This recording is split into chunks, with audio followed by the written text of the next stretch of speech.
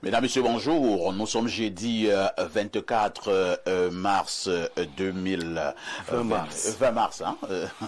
Je suis apprécié pour arriver au 24 mars.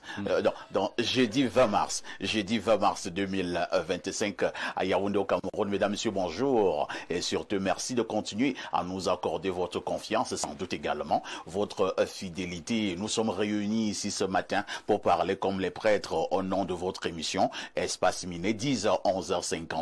Il s'agit de jeudi spiritualité. Tous les jeudis, nous avons un sujet qui a trait à la spiritualité. Ce matin, nous avons choisi de parler de ce que l'on appelle habituellement le karma. C'est quoi le karma? Le karma existe-t-il réellement? Et si jamais il existe réellement, comment le karma se fait ressentir? De toutes les façons, le karma nous intéresse ce matin dans le cadre de votre production. J'ai dit spiritualité. Mais avant tout cela, Claudia Uncha, la petite époustouflante, nous aura déjà retrouvé pour une balade informationnelle au niveau des kiosques. Vous aurez naturellement également droit à votre dénonciation. Ce fait de société qui vous énerve, nous avons le courage de le poser sur cette table de débat et question de proposer quelques esquisses de solutions. Le canal 6 et le canal 317 sont disponibles sur Canal Plus International. À ce niveau, vous avez Info TV en live 24 sur 24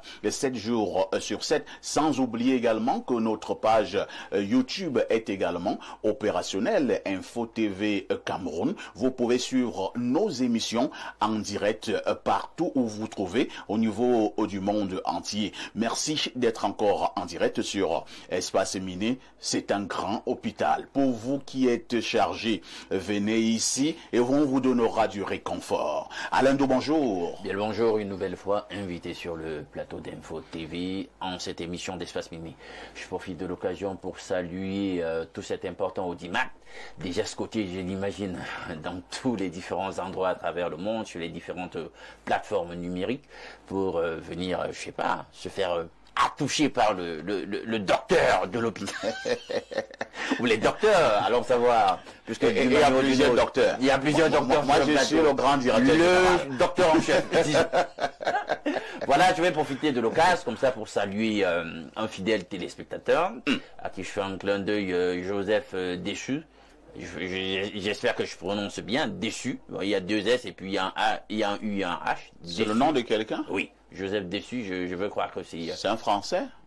Ben, je sais pas, hein. Peut-être que c'est un nom bantou, mais le U est peut-être en OU, que je prononce en U. Peut-être ça peut être dessous. Voilà, peut-être dessous. Ou dessous, en tout cas, c'est quelque chose. Il se reconnaîtra quand même. Mais pourquoi certaines personnes ont des noms aussi compliqués? Ah, mais pourtant, c'est deux syllabes, c'est pas si compliqué que ça. Vous voyez que si c'était pas compliqué, on ne marquera pas un temps d'arrêt. C'est qu'il y a confusion, parce qu'on se dit, ben, le dessus, là, ça fait comme l'adverbe en français. Donc du coup on s'est dit c'est un français, c'est un antillais ou c'est un camerounais et tout et tout. Donc on le salue comme ça et on salue tous nos magiciens de l'ombre, on salue le top management et on espère comme d'habitude à jeudi spiritualité qu'on va passer un grand moment de télé.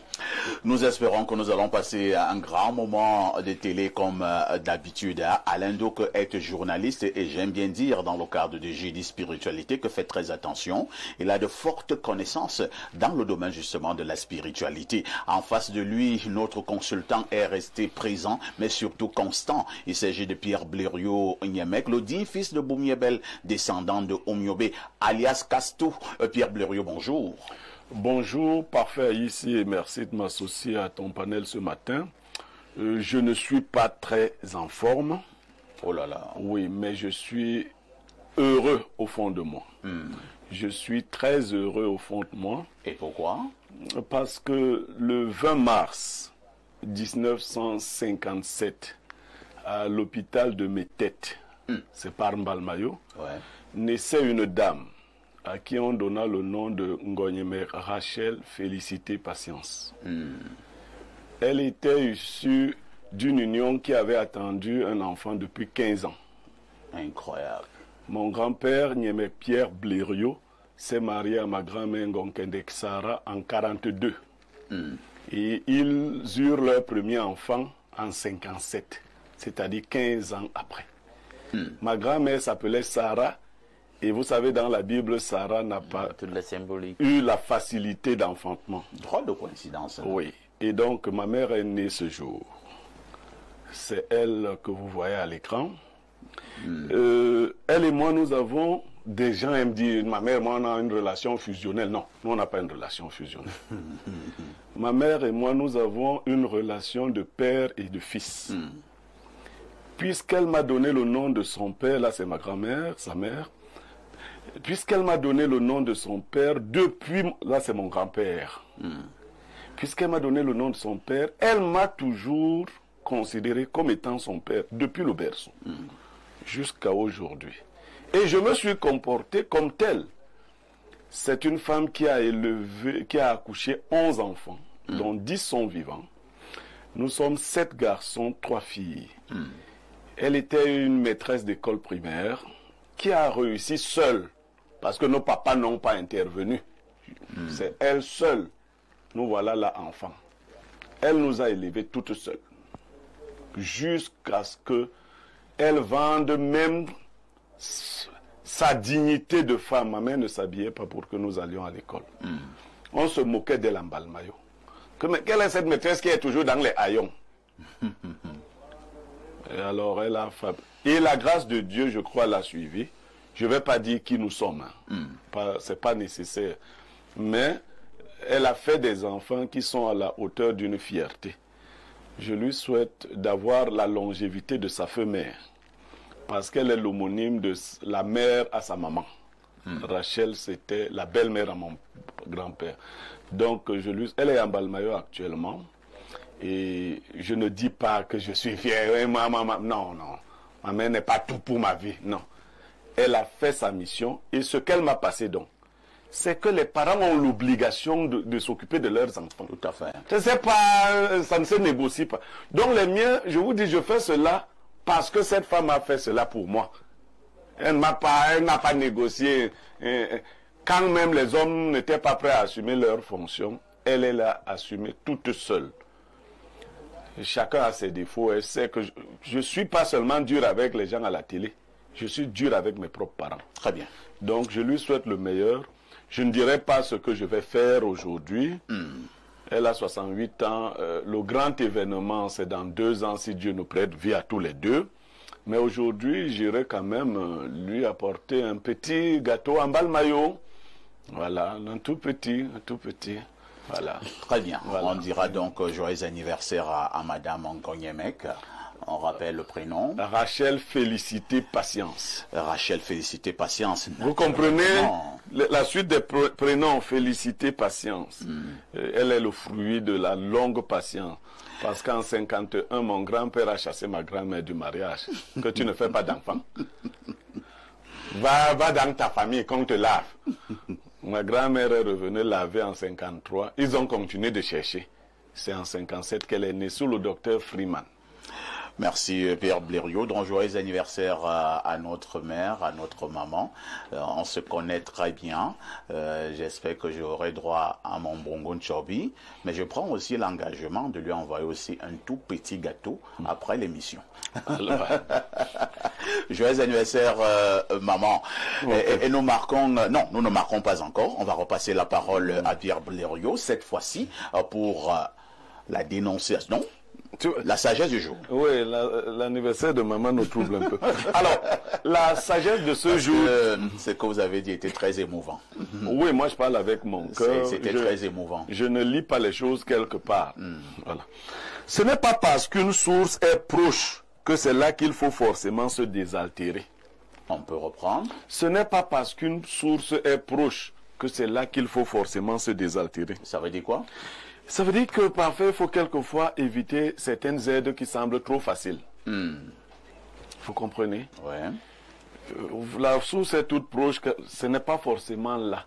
Des fois, il faut traverser celle qui est proche pour aller te désaltérer vers une source plus lointaine en traversant une source proche. Il y a des aides faciles qui ne sont pas des aides. Il faut faire très attention. Il faut faire très attention. Ouais. Il y a des aides faciles qui ne sont pas des aides. Ouais.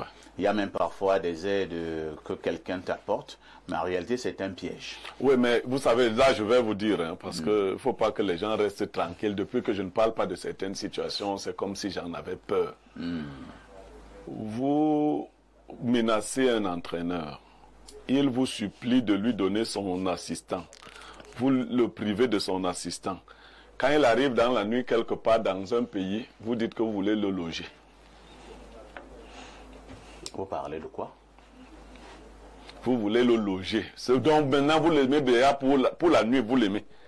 En journée, vous ne l'aimez pas. Vous voulez le loger. Égal à lui-même. C'est toujours la sagesse du jour. Vous êtes un pays de sorciers. Vous êtes un pays de sorciers. Blaireau, tu parles du coq à l'âne là. Oui. Vous dites, vous me privez de tout, mais vous avez quand même la grande bonté de vouloir nuitamment me loger. De toutes les façons, oui. Blaireau ne lâche rien, ce gars. Non, je n'ai même pas besoin de lâcher. Je n'ai pas besoin de lâcher. Il y en a qui, parce que je suis en train de m'occuper d'autres chats, qui disent que moi, j'ai déjà peur de... Parfois, j'ai vu une sortie de mon frère et ami, je vais le citer, Ernest Obama, qui parlait très sagement de l'équipementier du Cameroun.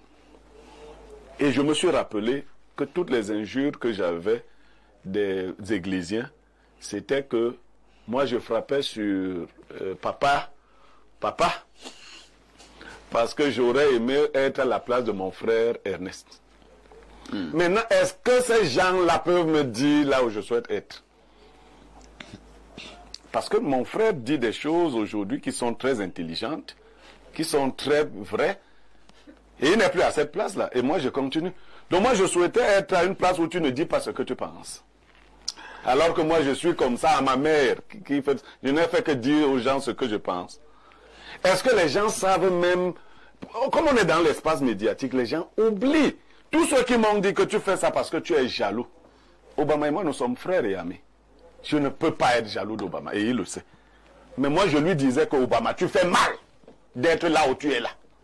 Quand il a dit que celui qui n'aime pas, qui est contre papa est contre Dieu. C'était la folie.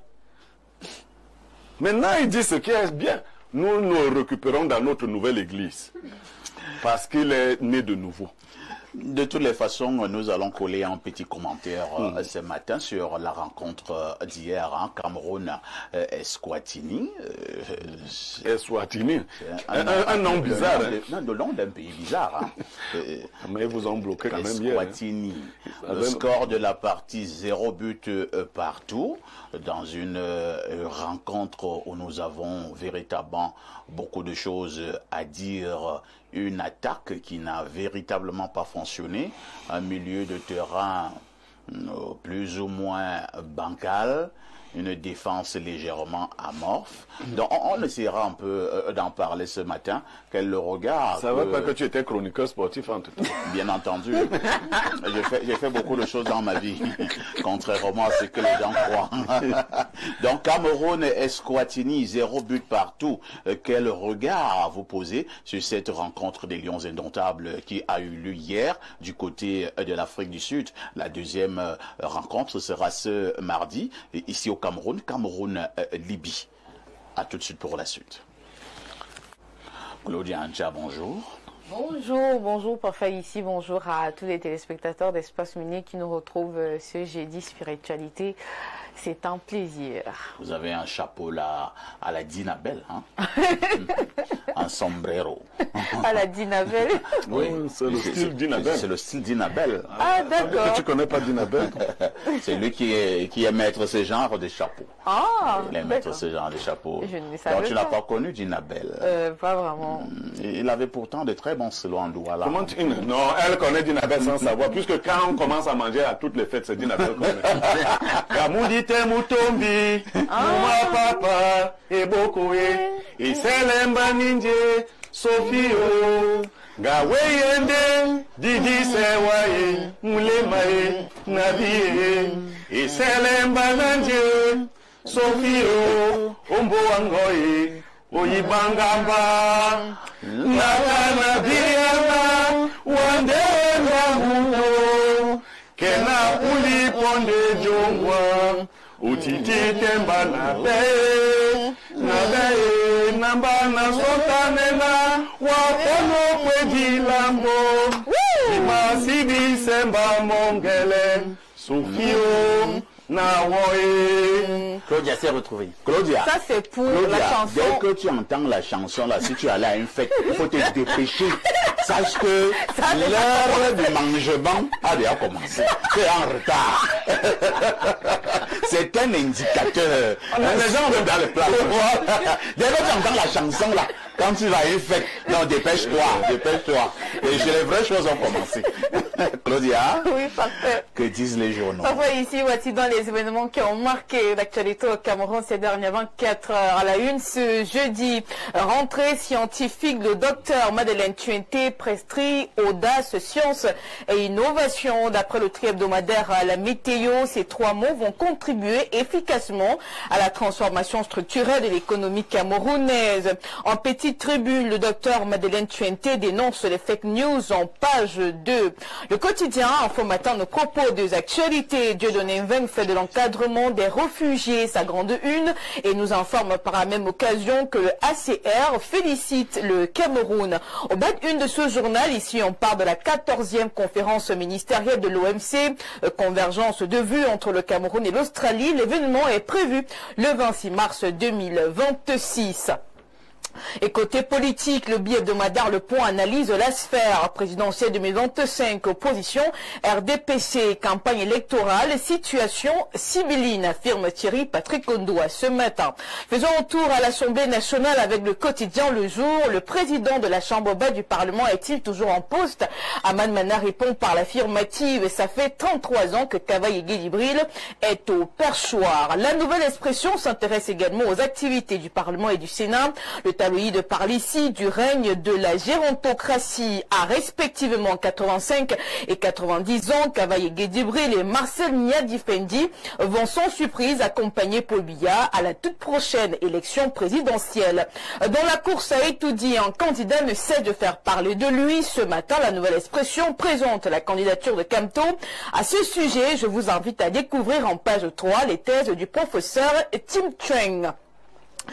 En 40 du RDPC, explosion en cours de téléchargement dans le Oignon. Michel Angouin, membre de la délégation permanente du Rassemblement démocratique du peuple camerounais, lâche une bombe.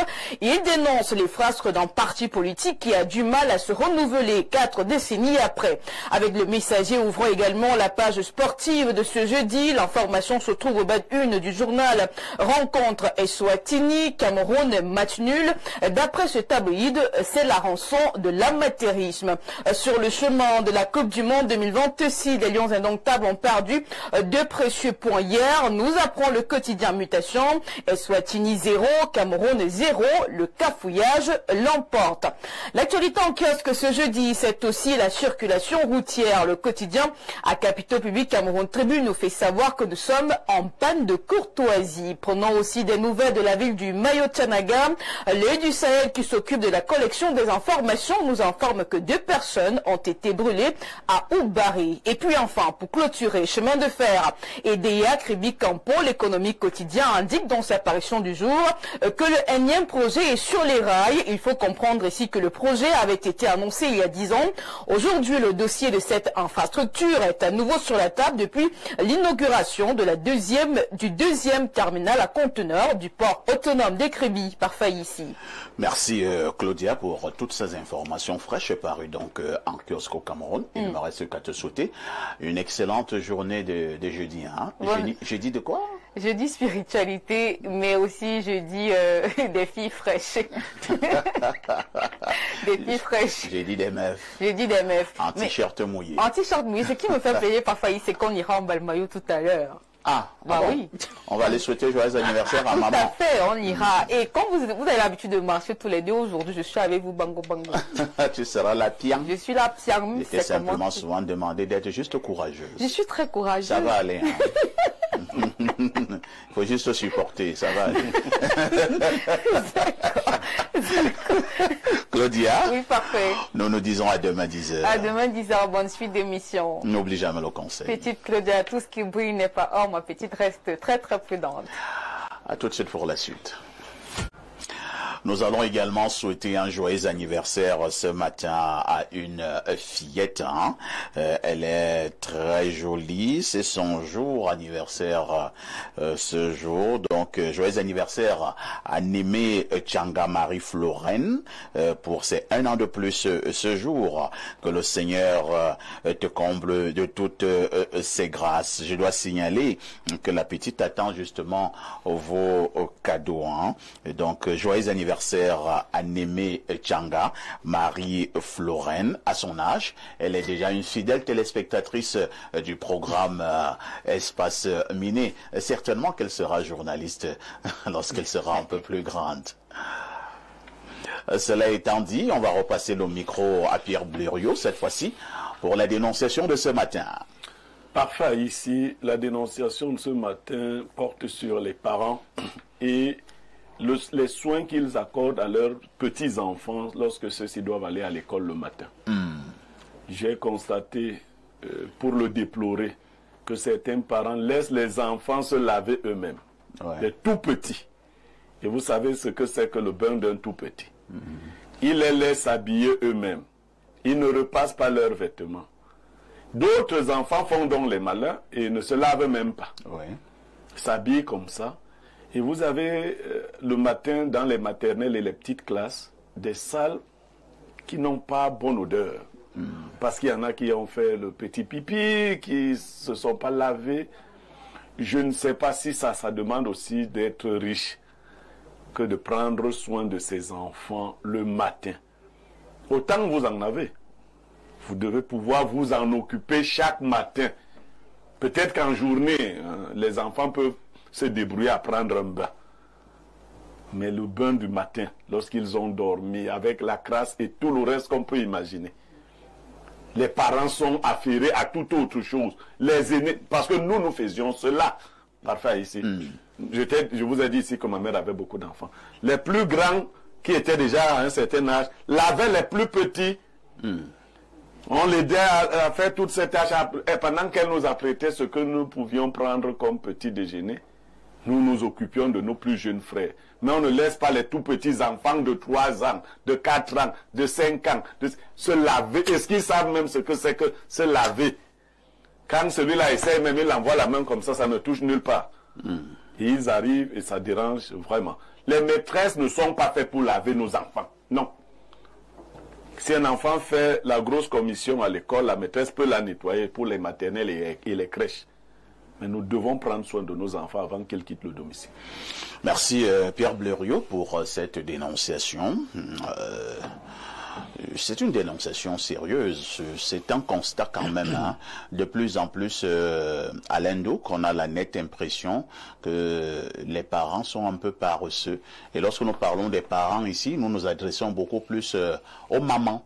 Parce que je ne me rappelle pas le nombre de fois où notre papa nous avait lavé. Il l'a fait de temps en temps, mais c'est beaucoup plus la maman. C'est la maman qui nettoie, qui lave les enfants, qui les habille, qui choisit la chaussure, la chaussette, le slip et que sais-je encore.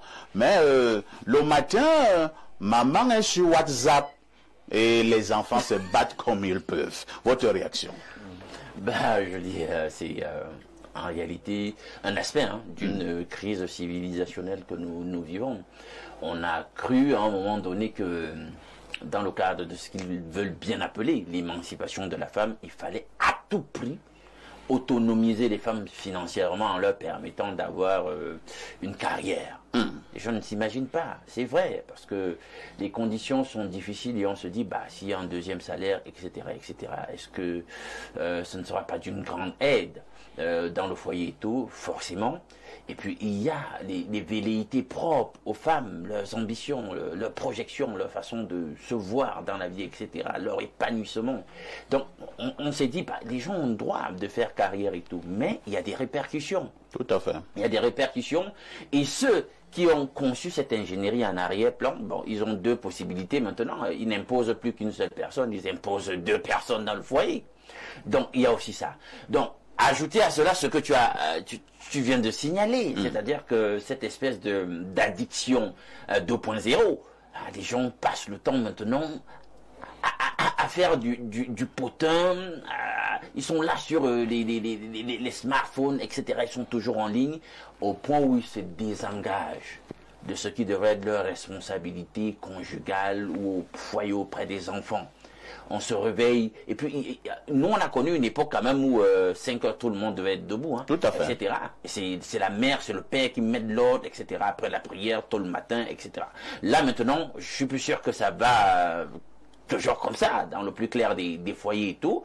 On se retrouve donc là, on perd du temps sur des choses totalement inutile, et puis on a la pression du travail, il faut arriver à l'heure, et les moyens de transport eux-mêmes, c'est pas toujours ça, parce que le matin, je sais pas si vous avez remarqué, certains matins pour avoir un moyen de transport commun, c'est pas évident, c'est hyper compliqué, quelle que soit la proposition que vous faites, si vous n'êtes pas sorti assez tôt, ça ne passe pas. Vous allez arriver forcément en retard.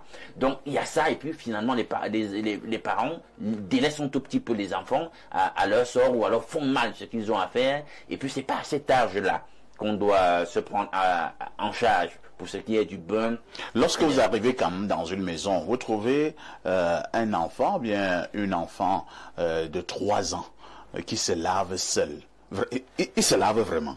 Non, ça c'est pas possible. Et puis on veut compenser cela avec le recrutement de domestiques. Mais la domestique, elle aussi a une vie. Hein. Tout à fait. Les amis, elle a une vie. Elle va arriver chez vous à quelle heure pour faire ça, dans les temps, etc., etc. Pour les salaires de misère. Est-ce que la domestique peut même... les 30 000, etc. Est-ce que la domestique peut même mieux traiter tes enfants que toi-même? Ben, on a encore des actualités récentes. Voilà. On a vu comment c'est arrivé même carrément au drame. Parfois des images insoutenables. Alors, que faut-il faire pour que les mamans comprennent que, vraiment, le matin, elles doivent s'occuper de leurs enfants, surtout les tout petits, les enfants de 3 ans, 4 ans, 5 ans, et même jusqu'à 6 ans, 7 ans, on doit encore les laver. Oui, oui. Donc, du coup, les mamans, déjà, il faut dire aux mamans, hein, nous, on ne va pas rentrer dans ce qui se fait ailleurs. Ici, on les appelle les ministres de l'Intérieur. Elles doivent être des lève-tôt. Hein. Elles doivent être cette espèce de femme qu'on décrit quelque part là dans le livre de proverbes, très industrieuse, alerte en tout, etc., qui prend soin de l'économie de son foyer, etc., dans tous les différents aspects, productive, etc. Donc, qu'elle se lève tôt, hein. Si vous vous levez à 4h30, je pense qu'il n'y aura pas mort d'homme. Bon, donc on va dire c'est à l'heure là où monsieur lui-même vient embêter, etc. etc. Bon, et même si le monsieur embête, c'est pour combien de temps? Bon, voilà, il faut prendre ça. Il faut prendre ça en ligne de compte. Et le monsieur, est-ce qu'il embête tous les matins? Voilà. Donc du coup, on fait les choses assez rapidement pour que plus tard, 1 heure avant l'heure d'entrée dans les salles, les enfants sont déjà au moins en route là pour prendre le taxi ou alors pour se faire accompagner. Pierre Bleriot-Niemek, nous posons un vrai problème de société ce matin. Ces parents qui abandonnent leurs enfants le matin pour se préparer à aller à l'école. À notre époque, les mamans veillaient, la maman veillait surtout. Elle vérifiait même. Parfois, elle avait même ton emploi de temps. Est-ce que tu as pris le livre de ceci? Est-ce que tu as pris le cahier de cela? Elle vérifie ton sac, elle met le petit déjeuner, elle met ci, elle met ça. Nos femmes, ou alors certaines de nos femmes, en ce moment, dans nos foyers, Pierre Bleriot, elles nous servent même à quoi? Bon, parfait. C'est vrai, tu as pris un seul pan. Je vais d'abord féliciter Alain Do, qui, de manière ramassée, a abordé beaucoup d'aspects. Je veux lui souhaiter d'être un bon mari, un bon papa. Il en a déjà le potentiel, il faudra qu'il aille dans l'application. Pourquoi je le dis en parlant de lui? On passe toute notre vie aujourd'hui à aller à l'école, à faire des petites choses, ensuite à chercher le boulot. Le mariage et la construction de la famille sont relégués au calendrier grec. Pourtant, c'est la finalité de toute vie. Et on n'apprend plus aux gens à bâtir les familles. Tout à fait. Les gens sont plus préoccupés d'avoir des diplômes, de trouver un emploi, et ils n'ont à aucun moment appris ce que c'est qu'être parent, être un époux ou être une épouse. Et après, le mariage devient comme une convention, une chose parmi tant d'autres qu'il faut faire pour montrer qu'on a réussi. D'ailleurs, beaucoup de parents qui ont envoyé leurs enfants faire de bonnes études trouvent qu'à la fin, bon, maintenant le mariage est une parure que les filles peuvent porter pour se vanter. Je me suis marié. Non. Cerise sur le gâteau, quoi. C'est une cerise sur le gâteau, non. le mariage est le projet le plus important d'une vie. Il faut le dire aux parents. Il faut éduquer les petits garçons et les petites filles aux tâches de la maison, parce que nous sommes des sociétés pauvres. Si votre fille ne peut pas se lever tôt pour s'occuper de ses petits frères quand elle est à la maison, ce n'est pas une fois mariée qu'elle aura cette énergie-là. On nous éduquait à travailler, parce que le corps, on le dresse d'une certaine façon. Si votre corps s'habitue au lit, vous ne ferez rien d'extraordinaire une fois devenu parent. L'excuse de on travaille tous les deux n'a pas sa place. Contrairement à ce que tu as voulu dire parfait, moi j'encourage d'abord les familles aux revenus modestes. Dans les familles aux revenus modestes, l'homme n'a pas à se prendre pour homme Superman. Non. Quand tu es pauvre, tu travailles physiquement. Tu contribues. C'est le riche qui fait travailler son argent. Le pauvre ne dort pas. Tu te réveilles avec ta femme, vous commencez. Elle fait ceci, tu fais cela. Elle lave tel. Toi, tu apprends le petit déjeuner. Tu participes parce que c'est ça le prix de la pauvreté. On peut aimer le pauvre. Mais il faut que le pauvre aide à l'aimer. Tu ne peux pas être pauvre et tu dors. Il faut que tu aides la femme qui t'aime à t'aimer. Parce que c'est un fardeau que d'aimer un pauvre. Ah bon? Oui. Oh là là. Je te le dis. Oh, alias Castou. Je te dis que c'est un fardeau que d'aimer un pauvre. Comment ça? Donc pour alléger la charge de la femme qui t'aime, tu te mets au travail. Je l'ai fait. Avec mes premiers enfants, j'étais pauvre. D'ailleurs, pour demander même à faire l'amour avec ma femme, il fallait que je l'aide à faire les travaux de la journée. Parce que si elle les faisait seule, le soir elle était fatiguée. Et elle pouvait m'aider. Même quand elle acceptait, c'était comme prendre seulement. Donc, moi qui aimais trop la chose, je participais. Ma mère venait dire non, un homme qui travaille, je disais à ma mère qu'un pauvre travaille. Non, mais même dans la psychologie de couple, on prescrit ça. Non, un pauvre travail est complexe. Elle ne commence pas dans le lit, elle commence hors du lit.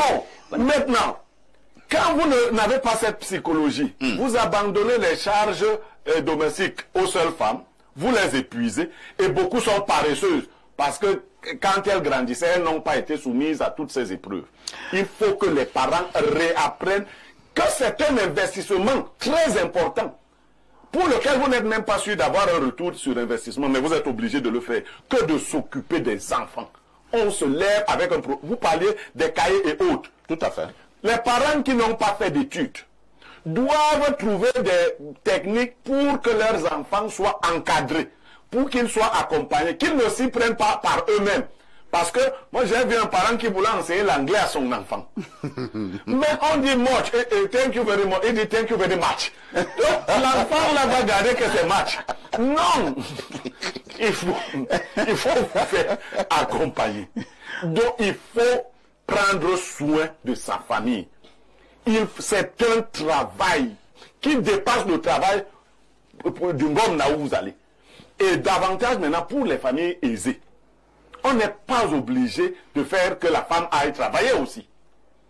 Vous savez, on peut concevoir, quand on en a les moyens, une femme épanouie qui mène d'autres activités parallèles, mais qui s'occupe de ses enfants. Nous ratons le plus important parfois ici. Après que les parents ont réussi à avoir de l'argent, à faire à construire les maisons, ils ont élevé des imbéciles. Tout à fait. Et la conséquence est laquelle? C'est que nous voyons. C'est que votre royaume s'effondre comme un château de cartes. Donc, le plus important, c'est de bâtir les hommes. Il faut donc y mettre de l'énergie. Entendez-vous? Bon, les femmes créent aussi. Que de construire des immeubles. Voilà. Ça fait mieux de former les hommes. Bon, c'est vrai qu'il y a une dernière crainte. Aujourd'hui, les mariages ne sont plus solides. Si la femme met entre guillemets sa vie professionnelle, avec le risque de perdre ce mariage, lorsqu'on la chasse de là, l'âge est passé et autres. C'est pour cela que les unions doivent se solidifier, s'enraciner. Je ne vais pas ajouter ici, quand vous le pouvez, si vous le voulez, fondez vos unions sur la crainte de Dieu. Qu'elles soient durables. Faites ce que vous... Un homme ou une femme qui n'ont pas réussi à éduquer, si vous n'avez pas éduqué vos enfants, vous ne les avez pas formés, vous avez raté votre vie, même si vous avez les immeubles partout. Merci Pierre Blériot. Propos extrêmement pertinents. Lisons quelques préoccupations de téléspectateurs. Bonjour à vous parfaits ici et à tout le monde en studio. Vraiment merci pour votre émission qui éduque, informe, dénonce. Mais j'aimerais aussi vous proposer cette dénonciation. Je cite, pourquoi le gouvernement ne voterait pas une loi imposant ses représentants auprès des populations d'être aussi connectés sur le réseau Eneo afin de vivre tout ce que cette société fait endurer ces derniers temps. Bonne journée à vous, c'est Williams depuis Oja qui envoie cette préoccupation.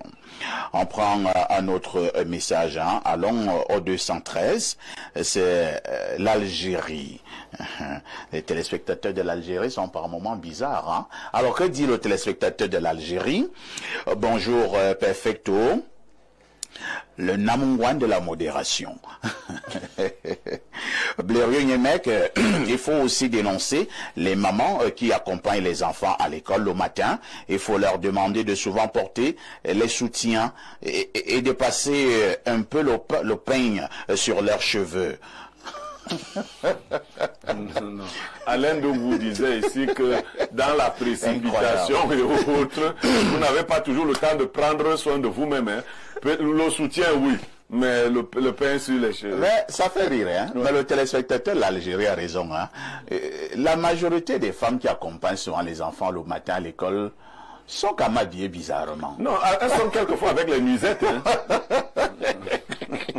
Alors, il continue en disant, il y a quoi que le grand matin, tu croises des femmes en train de tirer brutalement l'enfant par les mains avec un cabas transparent, les cheveux ébouriffés, aucun soutien-gorge sur leur poitrine. On dirait qu'elles sortent d'un ring de boxe contre Francis Ngannou. Vraiment, chères femmes, on sait que ce n'est pas facile, mais payez un peu vos cheveux et portez les soutiens-gorge le matin quand vous accompagnez les enfants à l'école. Incroyable. Un autre message ce matin, c'est un message qui nous vient de Douala. Bonjour, sans état d'âme, je souhaiterais que cesse cette mascarade nauséabonde que nous inflige le ministère, la FECAFOOT, Marc Brice et même certains joueurs. J'ai suivi mon frère Blérieux sur le cas de Marc Brice. Je pense que ce dernier est au Cameroun pour des raisons purement sportives et rien d'autre. Alors, il devrait être neutre dans cette mascarade entre le MINSEP et la FECAFOOT. S'il a besoin de son assistant, il n'a qu'à se rapprocher de l'instance fêtière avec civilité et voir si sa demande n'aurait pas écho favorable. En ce moment, il prendra à témoin tout le monde. Il ne peut pas manquer du respect aux entraîneurs aussi qualifiés comme M. Tagou et Ntungu et que le ministre ne le lui reproche pas. Comment voudrait-il? Alors,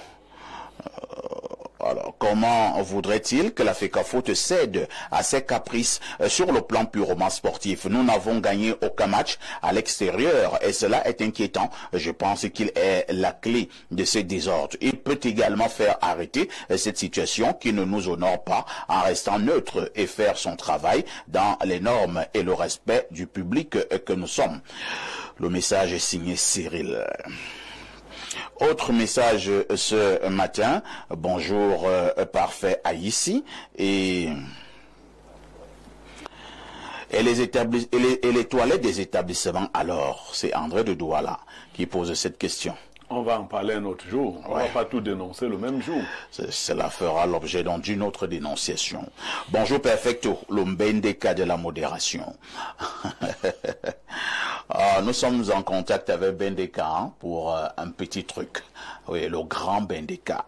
Bonjour à tout le panel et un bonjour particulier à M. Blérieux. Je pense que M. Blérieux devrait ouvrir un institut de psychologie sociale pour éduquer les parents actuels et les futurs parents, majoritairement actuellement jeunes travailleurs.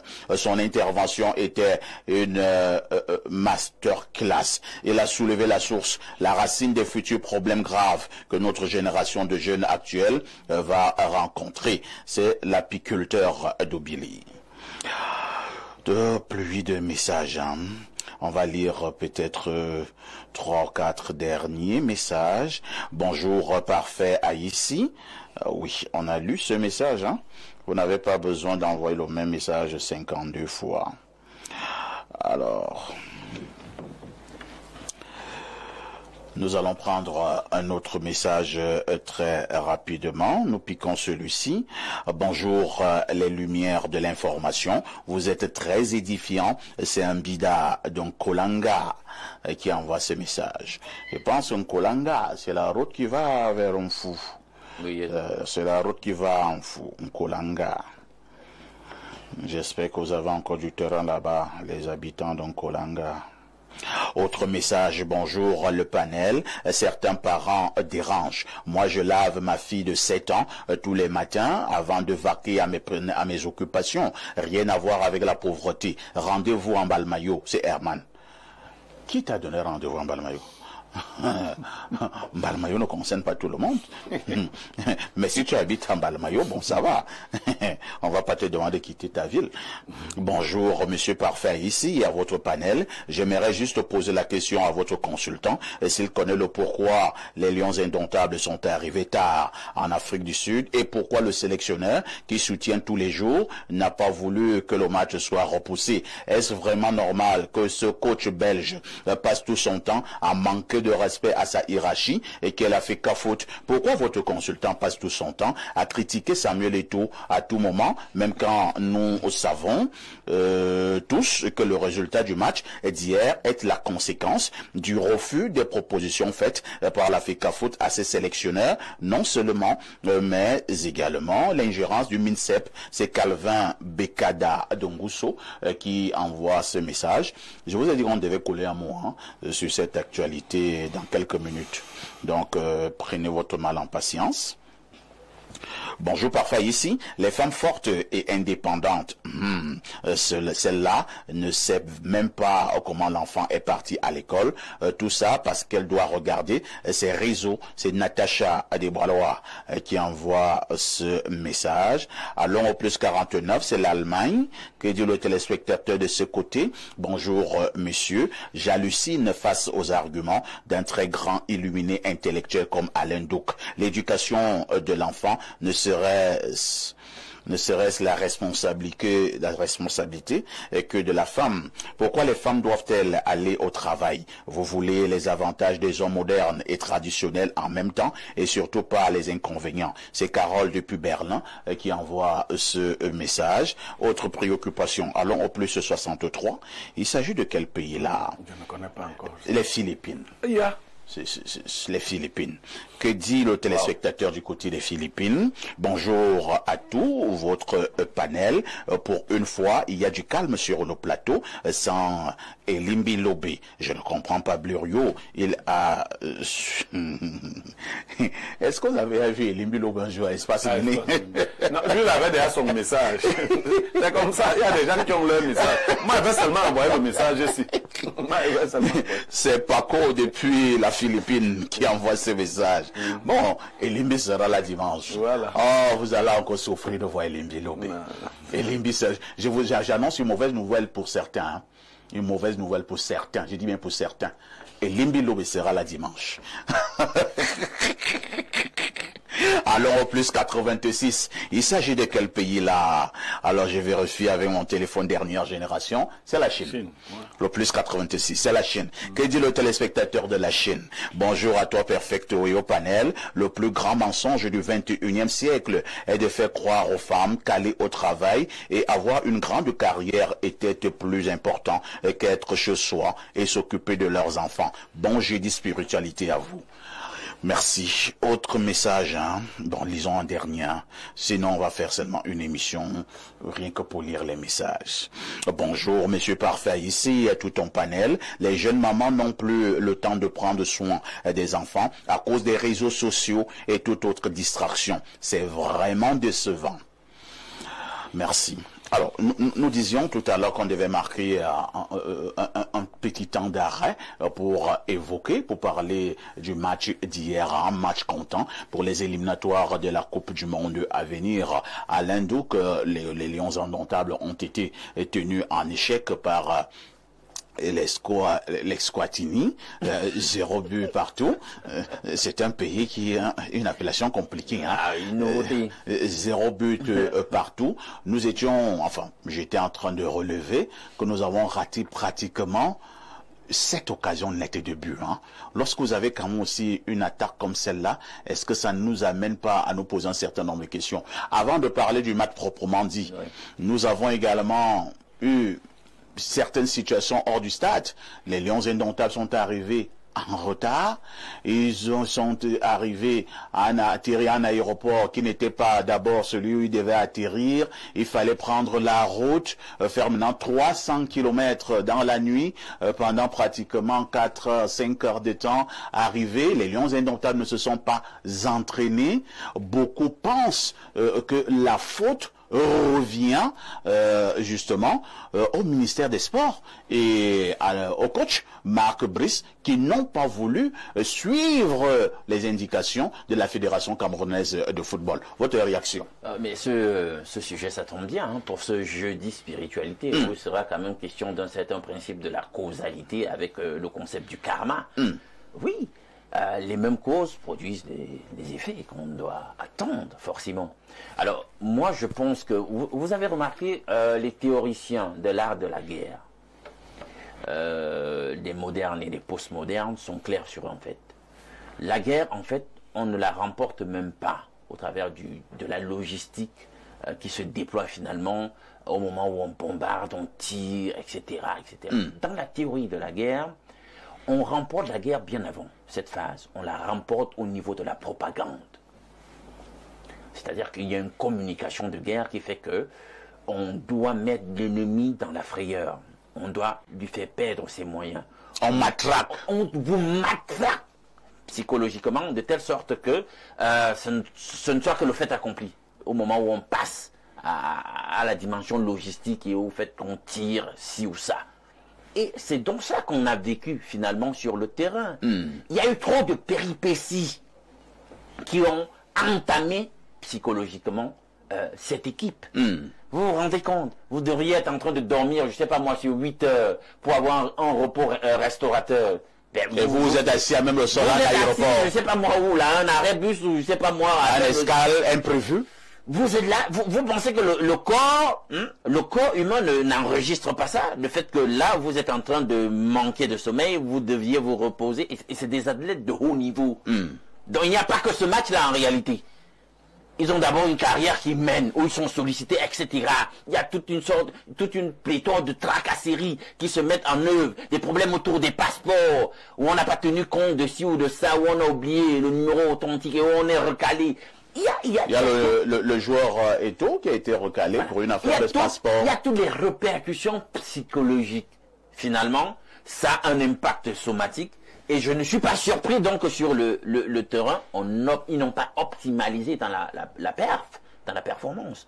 Donc on pourrait considérer que le résultat finalement, la façon dont ils se sont déployés, l'art de jouer n'est pas été au rendez-vous. Le moral n'y était plus. Parce que psychosomatiquement, il y a eu quelques problèmes. Oui, je passe la parole à Pierre Blériot. Pierre Blériot, nous avons suivi certains analystes. Nous avons également eu un certain nombre d'informations qui font état de ce que les Lions indomptables ont vécu avant le match. Nous avons énuméré ces péripéties tout à l'heure. C'était la faute au ministère des Sports et l'éducation physique, mais également à notre coach, eux qui n'ont véritablement pas voulu suivre les indications de la Fédération camerounaise de football, et le résultat est ce que nous avons connu. Votre réaction? C'était quoi, si je peux être informé, c'était quoi les indications de la FECAFOOT? La FECAFOOT leur a dit que voilà le chemin à suivre pour que les Lions indomptables arrivent à temps au lieu de la rencontre. Première chose, la FECAFOOT leur a dit que les joueurs, le fait de revenir à Yaoundé pour repartir maintenant du côté de l'Afrique du Sud, c'était une perte de temps inutile, et que les joueurs devaient atterrir directement en Afrique du Sud pour éviter un certain nombre de situations. La FECAFOOT, le ministère des Sports a dit niet. Tous les joueurs viennent d'abord à Yaoundé, pratiquement en villégiature, pour maintenant repartir en Afrique du Sud, et on a vu ce que cela a produit. Bon, si ça s'est passé comme ça, le ministère des Sports a mal agi. Si ça s'est passé comme ça, je n'ai aucun intérêt à défendre qui que ce soit dans cette affaire. Ce que j'ai à défendre dans cette affaire, C'est ce qu'Alain Douk a essayé de dire, mais il est allé de manière cursive. Nous sommes dans une situation où un pays a une équipe de football, une fédération, un ministère, mais les trois organes travaillent en vue de faire tomber chacun. C'est ça qu'il faut dire. Je rappelle quelque chose de simple. On n'a pas un seul pays au monde où vous avez un gardien de la statue d'André Onana qui est hué non pas par des étrangers, mais qui est hué par les gens de son pays, monté par des groupuscules. C'est-à-dire que quand André Onana fait un mauvais match, une caste de Camerounais célèbre le mauvais match d'André Onana. Est-ce que ces mêmes Camerounais peuvent donc nous dire qu'ils ont un cœur qui est téléchargeable avec la télécommande? C'est-à-dire que quand André Onana arrive au Cameroun, ils souhaitent maintenant qu'André Onana gagne au Cameroun. Non, moi, j'essaie souvent, Alain, de comprendre la logique. Peut-être, je crois en l'intelligence de tous les théistes. C'est-à-dire que quand André Onana joue à Manchester, il y a une clique de Camerounais. C'est vrai. Qui souhaite, qui prie pour qu'André Onana fasse un mauvais match. Non, hein. Voilà. Maintenant, les mêmes Camerounais peuvent nous dire que quand André Onana est en train de jouer pour le compte du Cameroun, il lui souhaite le meilleur. La même source ne peut pas produire la bonne eau et l'eau amère. Il faut dire ce que vous souhaitez à chacun de ces joueurs. Ça vous pousse donc à comprendre la réaction de suspicion. Parfait, ici, si tu soupçonnes que Blériot veut te faire tomber, même quand il te ferait une proposition intelligente, tu vas te braquer. Oui. Tu vas dire que le type, si, depuis un certain temps, il ne peut rien me proposer de bon. C'est Blériot qui a fêté l'autre jour quand on m'a enlevé DG. Bon, est-ce que Blériot peut me donner un conseil qui peut m'aider? Moi, je parle de cette façon-là. Donc, même si Blériot te montre ce qui est bien, il est légitime, il est humain, que tu veux faire autre chose que ce qu'il te dit, parce que tu ne lui prêtes pas une certaine bonne foi. Donc, c'est comme ça qu'il faut comprendre ça. Du coup, cette situation de guerre, ce n'est plus une guerre, dans laquelle les instances sont plongées. Il y a un téléspectateur très intelligent qui nous a fait un cours sur la neutralité. C'est-à-dire que Marc Brice devrait être neutre, n'est-ce pas? Oui. C'est-à-dire que ce téléspectateur, si vous prenez... Il est venu ici pour des intérêts sportifs, pour reprendre les mots du téléspectateur. Mais le téléspectateur, si on prend ses propos, on les met dans la bouche du Selcom de la FECAFOOT, ce serait la même chose. C'est-à-dire que lui, il est très neutre, mais il parlait au nom de la FECAFOOT. La neutralité n'existe pas quand il y a conflit. Ce n'est plus possible. Parce que la Bible dit, parce qu'on va parler de... Si tu n'es ni chaud, ni froid, je te vomirai parce que tu es tiède. Tu comprends ça ici? En situation de guerre, tu as déjà vécu des situations où tu as de l'adversité.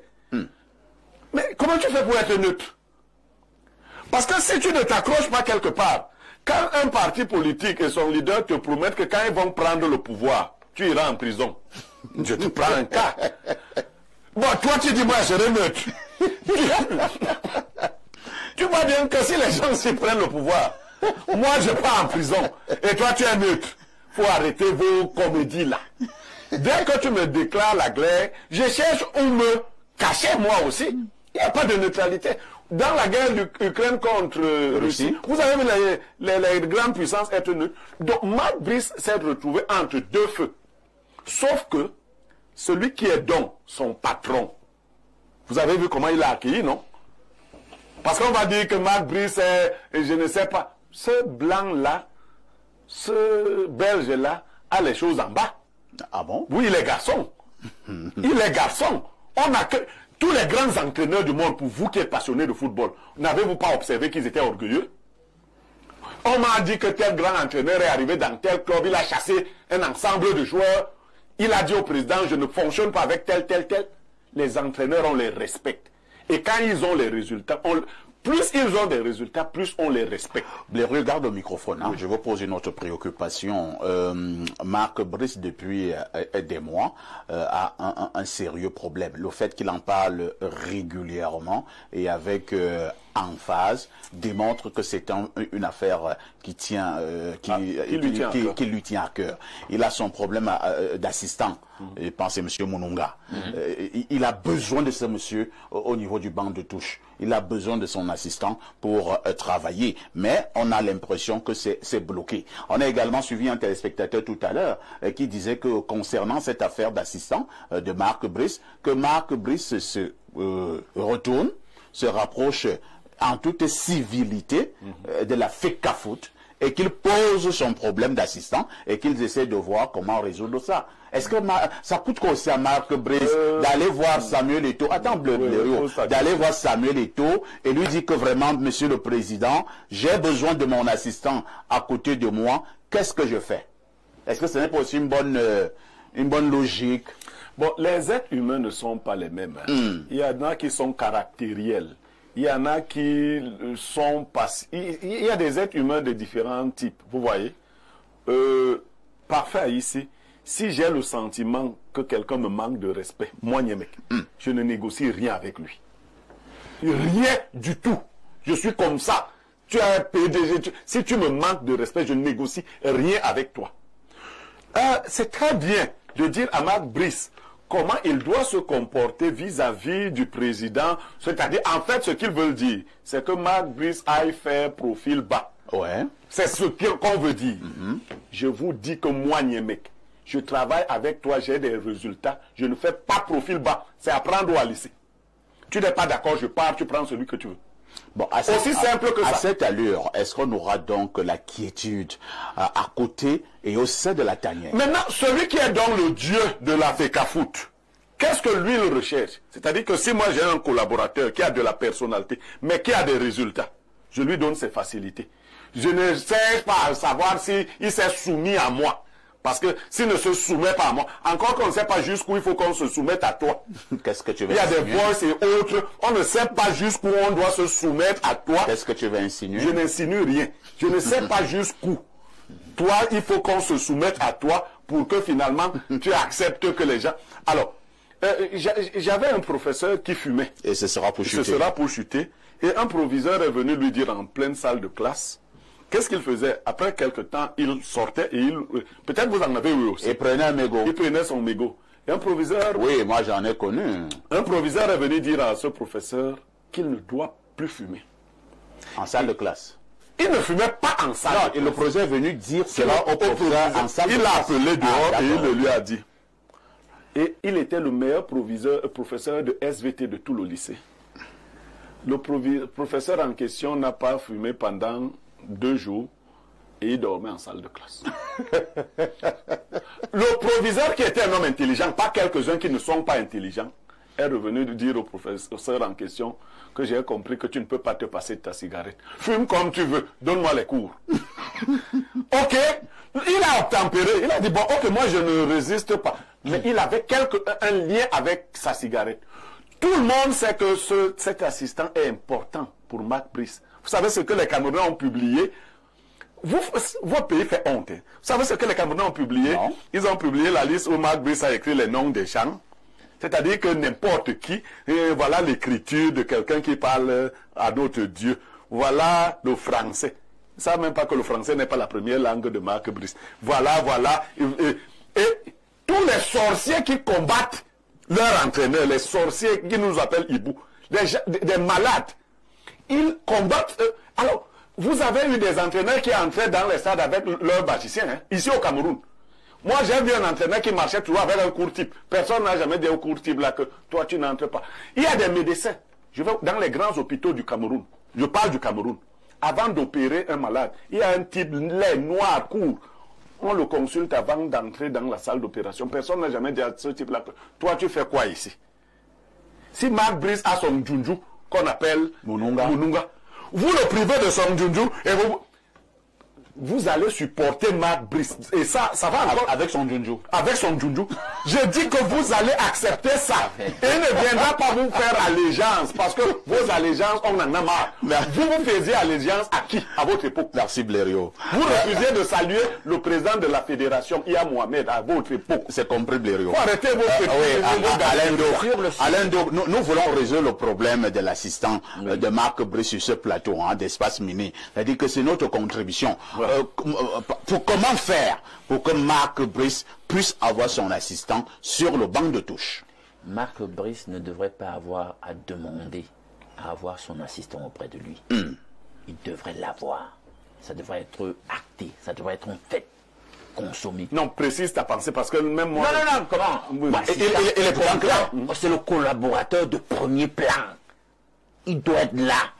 Donc on comprend que dans la logique belliciste interne là, entre des entités supposées coopérer, on le met de côté justement pour mettre mal à l'aise Brice. Peut-être ils savent quelle est l'importance de cet assistant auprès de Marc Brice. Il y a même des liens, peut-être même d'ordre émotionnel, qui se créent avec l'assistant. Bien sûr. Quand on dit un assistant, c'est parce que justement, il gère un aspect de votre travail que vous déléguez, que vous ne pouvez pas gérer par vous-même. Mais entre-temps, Alain Douk, Marc Brice a quand même 2 adjoints. Voilà. Est-ce qu'il ne peut pas jouer le rôle d'assistant? On pouvait te présenter sa soeur, tu prenais. Attends d'abord, Blériot, calme-toi. Il y a monsieur, il y a le coach Tabou, il y a le coach Ntungumpile, et qui ont des états de service. Est-ce que Marc Brice ne peut pas travailler également avec... tu sais quoi, parfait. Oui. Ça tombe bien, nous sommes à jeudi spiritualité. Je vais citer un verset. Il dit dans la mesure du possible, pour autant que cela dépend de vous, soyez en paix avec tous. Est-ce que chacune des parties est en train de chercher d'être en paix avec tout le monde? C'est ça le problème. Personne ne cherche la paix. Chacun cherche comment il va faire quelques anicroches là à l'autre, etc., etc. Toujours créer un climat tensiogène. Je vais citer ici une étude faite par des scientifiques en 1970, dans les années 70, et publiée dans le Harper Magazine aux États-Unis, qui a fait un constat, cette étude. Vous savez pourquoi on vieillit, disait l'étude? Non. En réalité, c'est qu'à un certain moment donné dans le cours de la vie, nos cellules se mettent dans un rapport d'indépendantisme les unes avec les autres. Chacun veut s'autonomiser. C'est ça, cette désunion, cette disharmonie, c'est ça qui crée le vieillissement. Donc, et vous voyez donc qu'on est supposé avoir dans les rapports entre la FECAFOOT et son instance de tutelle un rapport d'harmonie, de collaboration. Mais on a l'impression maintenant que les rapports sont anxiogènes, chacun veut un tout petit peu s'éloigner de l'autre, et ça crée donc le petit drame, qui aura des répercussions, entre guillemets, un certain vieillissement, c'est-à-dire un manque de résultats finalement sur l'ensemble de la coopération footballistique. Donc pour vous, il faut qu'on laisse Marc Brice avoir son assistant? Non. Ça ne se discute pas, il devrait avoir son assistant. Très bien. Lisons encore quelques préoccupations de nombreux téléspectateurs. Remettre cette équipe au MINSEP est clouer, saboter, crucifier cet emblème national qu'est l'équipe nationale du Cameroun. De telles tracasseries pour le transport d'une sélection nationale à la faire souffrir en avion, en bus, en plus du transport en commun. Autre message ce jour, nous prenons rapidement celui-ci. Niamey, que ta petite manipulation ne passera pas. Dit impartialement la vérité. Brice a clairement créé cette situation en intelligence avec les agents du MINSEP. Si la FECAFOOT était en cause, tu ne ferais pas ton petit jeu d'équilibrisme ridicule. Oh là là. Bon, ça va. Moi, tu sais, il est tellement humble que pour nous parler, il m'insulte. Moi, si je l'avais en face de moi, je ne lui ferais pas de cadeau. Je serais comme Marc Brice. Parce que ça, moi, je vois que c'est un gars qui est comme l'autre. Je le traiterais comme Marc Brice. C'est comme ça. Bonjour Perfecto, très belle émission et bonne analyse des panélistes, surtout Blériot. S'il te plaît Perfecto, l'argent que le président de la FECAFOOT voulait payer l'hôtel, pourquoi ne paye-t-il pas les arbitres avec cet argent? Autre chose, la liste consensuelle signée par les deux parties, pourquoi enlever toujours l'assistant de Marc Brice? C'est Gilbert qui envoie ce message. Autre préoccupation, très rapidement, nous prenons prenons celle-ci. Que dit le téléspectateur? Bonjour le panel et salut à toi parfait, le king est de la modération. Cette histoire autour de cette équipe de foot nous fatigue. Je me demande pourquoi le MINSEP est tant attaché à cette équipe de foot. Par ailleurs, je rejoins aussi le digne descendant de Omyobe. Il faut qu'on essaye de laisser Marc Brice avec son totem. Sinon, on continuera à perdre à l'extérieur. Voilà. Donc, son assistant, son totem. Mais parfait. Vous ne constatez pas qu'il n'est jamais, puisque c'est à l'extérieur qu'ils ont la possibilité d'empêcher à son assistant d'être avec lui. Et nous perdons. Pourquoi nous donnons ce coup à nous-mêmes? Pourquoi? Autre message ce matin, que dit le téléspectateur? Bonjour au Godzilla de la modération et à ton riche panel. C'est vrai que je ne sais pas ce que veut dire Godzilla. Hein? Merci pour la bonne humeur de ce matin. Waouh, sacré grand Blériot. Et concernant la rencontre du match, parfait, les mêmes choses produisent des effets et un jour, ça doit s'arrêter, que chacun prenne ses responsabilités. L'équipe camerounaise est la dernière chose de bon qui reste à ce pays. Créer encore le désordre dans ce domaine conduira à quelque chose de dramatique pour le pays. Bonne journée à vous et joyeux anniversaire à notre maman.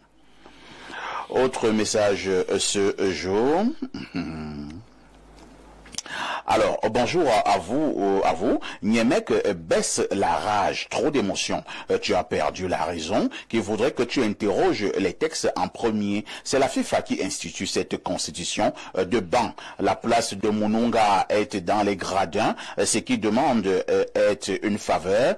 Pour le faire, on devra envoyer soit un coach adjoint ou le kiné hors du banc. Niemek, en banc de touche, c'est 7 administratifs, pas plus. Merci. Pourquoi le type qui écrit là n'est pas le coach du Cameroun à la place de Fabrice? Autre message. Bonjour le sac de modérateur. Bonjour le plateau. Dites à Blériot Niemek que s'il fait partie de cette quoi? De cette fange pourrie qui accepte qu'un expatrié vienne manquer du respect à une icône comme Samuel Eto'o-Fils. Pourtant, en Belgique, on respecte leurs icônes. Si Blériot accepte qu'un expatrié dise n'importe quoi à l'encontre du football camerounais, c'est désolant pour un caste toi comme toi. On voit pour qui tu roules, tu perds ta crédibilité d'opinion, tes propos deviendront des arachides de deuil. Je perds toujours ma crédibilité. Blériot, tu te carres. Tu perds ta crédibilité. Je fais là comme aller, tu perds ta crédibilité. Parce que c'est vous qui me donnez, tu perds ta crédibilité. Tu sais que pour qui tu roules, je perds ma crédibilité. Alors, un autre message. Bonjour, monsieur Parfait ici. Dites au monsieur en veste d'être cohérent. Marc Brice a 2 adjoints qu'il a traités en Mondovision d'incompétents et les Camerounais applaudissent l'échec de nos Lions. C'est dû à l'ingérence du MINSEP. Il a dit moyennement compétent. On n'a pas dit incompétent. Même votre français, il a dit ils sont moyennement compétents. Bonjour Parfait, très bonne thématique. Parfait. Il faut que Blériot se calme un peu. Il ne peut pas rester dans la haine éternelle contre Eto'o. Franchement, Marc Brice doit nous dire si c'est Mulunga qui est entraîneur ou c'est lui, c'est Salomon Odedea qui envoie ce message. De toutes les façons, nous voulons simplement que les Lions gagnent. Et si les Lions doivent gagner, à côté de voilà, et si les Lions doivent gagner et que le coach dit que j'ai besoin de tel à côté de moi, où est le problème? Vraiment, donner à Marc Brice, son assistant. Si ça peut nous faire gagner, il n'y a pas de problème. Mais si on gagne, Marc Brice risque de rester là longtemps. Or, on veut qu'on le chasse. Comme il est un expatrié qui est venu nous... Ça, c'est du racisme à rebours. Blériot, oui. Disons à tout de suite. 10h, 11h52, votre programme Espace Miné est toujours là. Nous sommes jeudi et vous le savez très bien. Il s'agit de jeudi spiritualité. Nous vous le disions en ouverture, nous marquons un arrêt ce matin pour évoquer un pan de la spiritualité. Il s'agit du karma. La question est simple. Le karma existe-t-il réellement? Je vais d'abord passer la parole à Alain Douk. Alain Douk, nous allons faire comme à l'école primaire. manière à définir en des termes simples ce qu'on entend d'abord par karma, comme nous aimons bien le dire. Si nous ne sommes pas d'abord d'accord sur les expressions, nous risquerons à aller dans tous les sens. C'est quoi le karma? Voilà, il faut dire que le substantif finalement adopté dans la langue, qui est la nôtre, karma, vient d'un emprunt. Monsieur Alendo n'est pas à l'écran, hein? Ah bon? Oh, d'accord. Ça vient d'un emprunt à la langue sanskrit, la langue des hindous. Et ça veut simplement dire action, étymologiquement. Action. Alors, de quelle action s'agit-il? Parce que l'action ici n'est pas simplement physique. Elle peut commencer au niveau mental, au niveau spirituel, au niveau émotionnel. Alors, comment on comprend cette action? C'est une action de transfert. C'est-à-dire chez eux, dans la philosophie hindoue, ils considèrent qu'en réalité, l'homme tel que nous sommes avec un corps a une entité corporelle qui subsiste, qui survit à la mort. Une espèce d'âme individuelle, comme ils veulent bien l'appeler, et qui est donc capable d'aller réincarner par la suite d'autres corps, dans une démarche qui est appelée la réincarnation. Et la vie donc se poursuit donc par ce transfert, donc cette évolution de cette âme permanente, donc de cette entité permanente de vie en vie. Donc l'action donc c'est quoi? C'est que si vous avez mené, l'action vient faire quoi ici? L'action, c'est pour dire que si vous avez mené un certain type d'action avec une précédente vie, une vie, je ne sais pas moi, N, les répercussions de vos actions dans la vie N, au temps N, vont se faire sentir par la suite. C'est-à-dire que de réincarnation en réincarnation à N plus 1, N plus 2, il y a donc un transfert donc, des résultats de vos actions donc, dans les autres vies. Donc on pourrait dire, comme je le disais précédemment, c'est un concept qui repose sur la logique de la cause à effet. C'est-à-dire que vous avez fait ci, c'est la cause, et puis il y aura des répercussions par la suite, c'est les effets là-bas. Donc, de vie en vie. Mais maintenant, est-ce que scientifiquement, puisque c'est lié, le concept du karma est lié à la réincarnation, est-ce que scientifiquement parlant, on a pu démontrer de la pertinence, de la véracité, de l'existence du karma? Je dis, scientifiquement, c'est pas encore le cas. Donc, ça reste une théorie. Merci. Scientifiquement, cela n'est pas encore démontré. Selon Alain Douc et selon lui naturellement, cela reste donc une théorie. Pierre Blériot, c'est la même question. Pour vous, c'est quoi le karma?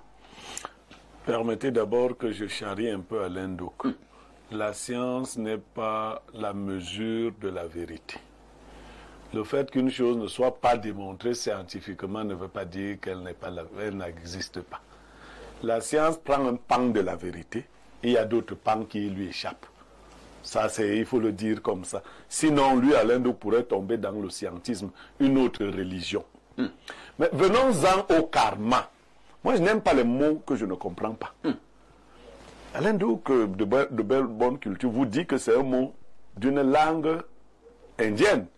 Mais il faut préciser que c'est une langue sacrée parce qu'il y a plusieurs. Le sanskrit est une langue sacrée. En général, dans les ordres, on utilise des langues sacrées. L'ordre Amorque, par exemple, de la Rose-Croix, utilise beaucoup de mots sanskrits. C'est l'une des langues dont les mots sont utilisés dans les ordres mystiques. C'est donc une langue qui est très chargée. Il l'a bien rattaché dans les croyances orientales. Le karma est rattaché à une autre croyance, la croyance en la réincarnation des âmes. C'est-à-dire que l'âme a cette vie, elle peut s'améliorer, ainsi de suite. Et si vous commencez à un point A vers un point Z, vous portez toute votre charge. Mais est-ce que c'est dans ce sens que nous qui ne sommes pas de religion orientale, nous avons emprunté ce mot? Pas forcément. C'est ça, c'est la question que je voulais poser. Voilà. Nous avons donné une autre approche. Parce que nous pensons, Alain Douc peut-être me démentira, nous pensons que vous pouvez poser vos actes pendant votre vie actuelle et vous en tirez les conséquences pendant cette vie. On voit. C'est-à-dire que dans la logique, par exemple, chrétienne, les chrétiens pensent que le bien que nous faisons, nous le moissonnons. Et le mal que nous faisons, nous le moissonnons. Les chrétiens n'évoquent pas le karma. ils disent que ce qu'un homme aura semé, ne vous y trompez pas. Quand j'échange avec lui, c'est plus facile, il comprend. Ne vous y trompez pas. Ce qu'un homme aura semé, il le moissonnera aussi. Voilà ce que dit là. Est-ce que ce n'est donc pas justement, c'est ça le karma? Oui. Non, c'est une déformation du concept initial dans le langage usuel. Cela signifie que le karma est polysémique. Alain, donc tu aimes beaucoup les étymologies. Ils sont souvent sortis de l'étymologie. Non, mais il faut toujours rentrer aux fondamentaux. Oui, c'est-à-dire que quand tu as créé ton concept, moi je peux le récupérer et je l'utilise à ma manière aussi. Oui, justement, c'est pour ça que j'ai dit qu'il y a eu une évolution sur la compréhension et l'appropriation du concept. C'est donc ça la polysémie. Voilà. J'accepte ton concept, mais je ne lui donne pas le même contenu. Non, c'est ça, c'est ça. Les chrétiens ne pensent pas à plusieurs vies.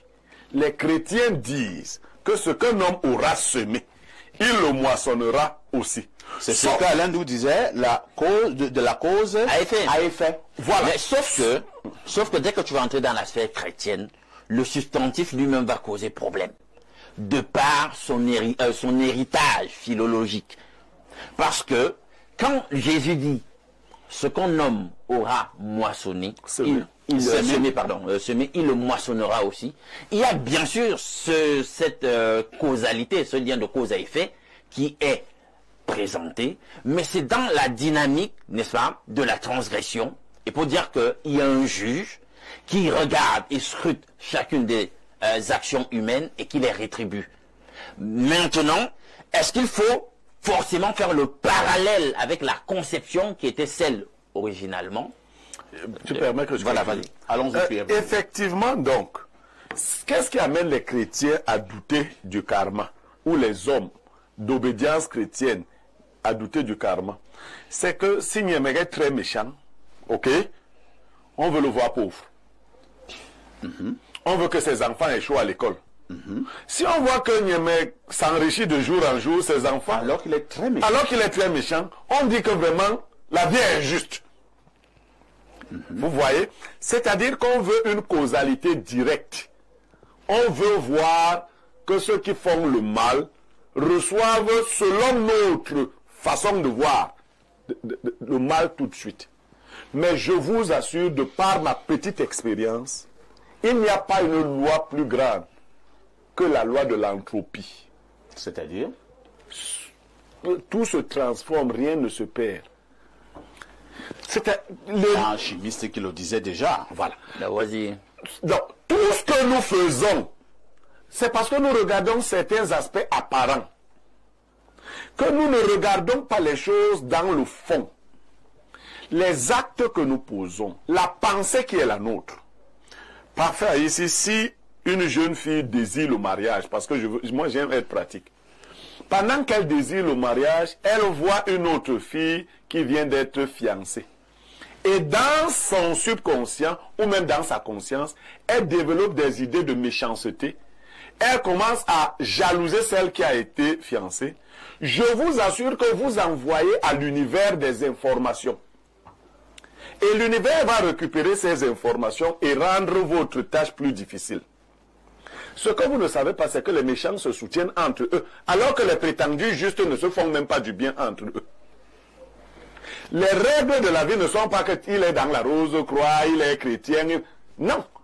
Est-ce que quand on est ensemble, on respecte les principes qu'on s'est fixés? Ce sont les règles. Si le bonheur d'autrui ne te réjouit pas, c'est une qualité qu'on appelle la compersion, que les gens ne connaissent pas beaucoup, qui est le contraire de la jalousie. Tu auras en retour l'effet de l'émission de tes pensées. C'est-à-dire que si Parfait a une bonne promotion, et ça m'énerve, la nature enregistre seulement que je n'aime pas les bonnes promotions. Vous voyez? Et elle m'envoie donc ça. Et c'est pour ça que je vais être étonné que plus j'en veux à Parfait, plus mes choses se compliquent. Et il faut que les gens qui se jalousent des autres comprennent ce qui se passe souvent. Plus tu envoies des idées négatives vis-à-vis de l'autre, de son succès, plus ton succès est compromis. Tu vois comment toi tu ramasses un mauvais karma? Parce que tu es en train de semer. Le monde est gouverné par la pensée.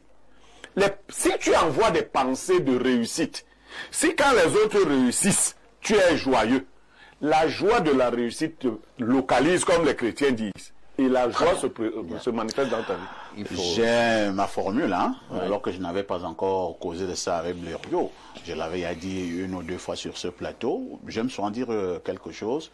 Tant que l'élévation des autres vous énervera, votre propre élévation s'éloignera. Ah oui. Ah oui. Alors que je n'avais pas encore causé avec toi. Alors, lisons d'abord. Hein. Alors, bonjour, le transporteur de la modération. Il faut féliciter les Lions et lyncher ces deux acteurs des Game of Thrones. C'est Oundi de Mimboman qui envoie ce message. Autre préoccupation ce matin. Bonjour, parfait. Le gorzo mort de la modération. Je ne sais pas ce que ça veut dire, hein? Bonsoir, m'expliquer. Je voudrais d'abord souhaiter joyeux anniversaire et longue vie à la mère de Castou lorsque je l'ai fait trêve de civilité. À un moment donné, dans cette affaire Minsep Fekafout, Brice, il faut commenter les faits froidement. Bon, vraiment, je voudrais vous inviter maintenant à parler du karma. Hein. Ici, le karma vient de le frapper. Ici, nous sommes méthodiques. Voilà. Le karma. Nous parlons déjà du karma. Et ne cédons pas sur le karma en train de frapper Marc Brice. Donc, autre message très rapidement. Bonjour, parfait. Oui. Bonjour aux démineurs. Tout ceci, c'est pour montrer au peuple que Popol... non, je vous dis qu'on ne parle plus de Marc Brice. On parle du karma. D'accord. Autre message. Bonjour. Le karma existe. Le mal que tu as retourné à toi ou les enfants. Bon. Allons au plus 33, hein. C'est la France, que dit le téléspectateur de ce côté.